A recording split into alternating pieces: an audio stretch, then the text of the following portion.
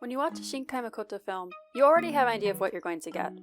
Somehow, love and distance are going to come into play, but each time they're going to be treated in a new way. Tenki no Ko is no exception to this, but how successful was the film in its execution? First, let's look at what I thought the film did well.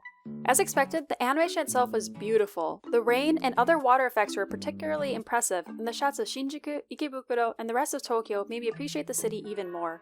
While some parts of the background of the characters are kept vague, I could still get a sense of who they are as people. Their emotions are what made them enduring and compelling, and made me want to be on their side. At the beginning of the film, we are shown several times that the main character, Hodaka, is carrying a copy of The Catcher in the Rye. This is actually one of my favorite books, and I'm a sucker for media that references it, so that made me excited for what this film would lead to. Besides this being a sort of coming-of-age film, there are parallels between Hodaka and Holden Caulfield's backgrounds and situations. While their personalities aren't similar, we don't have Hodaka walking around Tokyo calling people phonies in his head. Having this book as a point of reference helped me to fill in gaps in Hodaka's story. Also, Holden Caulfield. Hodaka, Hodaka? Considering that Hodaka isn't exactly a common Japanese name, I don't think that this was a coincidence. Or maybe it's related to all those shooters that happen to have copies of the book on them. I'm not sure. While I couldn't remember any of the songs after I stepped out of the theater, I felt like they did enhance the movie by setting the mood.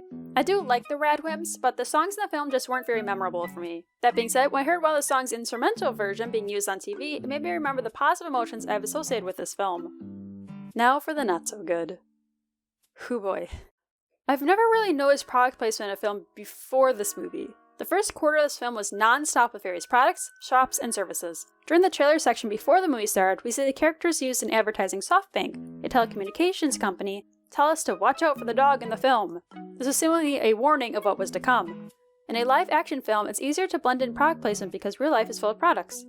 In an animated movie, though, the logos and labels need to be carefully drawn to make sure that they're easily recognizable. And so in the beginning, there are so many shots where detailed cans of beers and other drinks are carefully zoomed in on angles that the audience can readily recognize them. Storefronts too get special attention, among other things. If you wouldn't recognize what's being advertised, it might not be as much of an issue. There are some things that anyone will know, though. To illustrate this without spoiling too much, the most important scene of the beginning of the movie takes place in a McDonald's. Surrounded by McDonald's logos and imageries, Hodaka carefully observes the rising bun of his juicy Big Mac before chomping and proclaiming, "It was the best meal of my entire life." I'm surprised he didn't turn to the audience and say, "I'm loving it." This does get toned down after the first part of the movie, but it left a bad taste in my mouth, no pun intended. When my friends and I talked about the film together, this is what we spent the most time talking about and making fun of. That being said, it worked! Immediately after the film, we made our pilgrimage to the exact McDonald's shown and had not quite the best meals of our lives. I'm also going to compare the film's plot a bit to Kimi no Na wa. Considering what a hit it was, and some things put in the film that are clearly for those fans, I think that's fair. I went to the movie opening weekend in Shinjuku, and it was very apparent how hyped this was by the film crews interviewing people and the fact that not a single seat was empty in that ginormous theater. Since the movie has aired, I've also seen media coverage on how the sales directly compare between the two films. The plot of Tenki no Ko actually follows the structure of the plot of Kimi no Na wa pretty closely.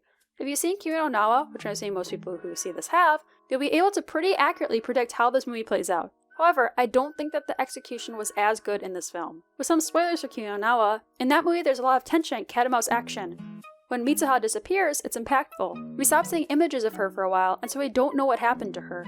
Even when we do find out, there's no obvious solution. So, we see Taki trying to figure things out the best he can without knowing if what he's doing is going to work or not. When we're briefly shown Mitsuha, only for her to disappear again, it helps to raise the stakes. There are bumps along the way, and even the main characters meet again at the end of the film is full of tension in a way that makes the film exciting. However, we don't get this in Tenki no Ko. Hodaka seems to be able to easily get out of any situation, and when trouble arises, we know exactly what's going on and what needs to be done in order to solve things. We as an audience were never treated to the feeling of, how are things going to turn out, because everything is handed out so easily. Also, while I did compliment the animation earlier, I did have a problem with some of the CG effects.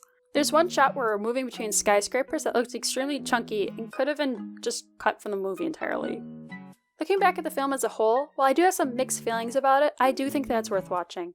The animation is incredible, and while the story is a bit shallow, I didn't dislike it. I will say though that this isn't my favorite animated movie this summer. All in all, I consider Tenki no Ko to be an average animated film that could have been executed better, and while I do think that people enjoy the film, I can't see it as being highly regarded as Kimi no Na wa.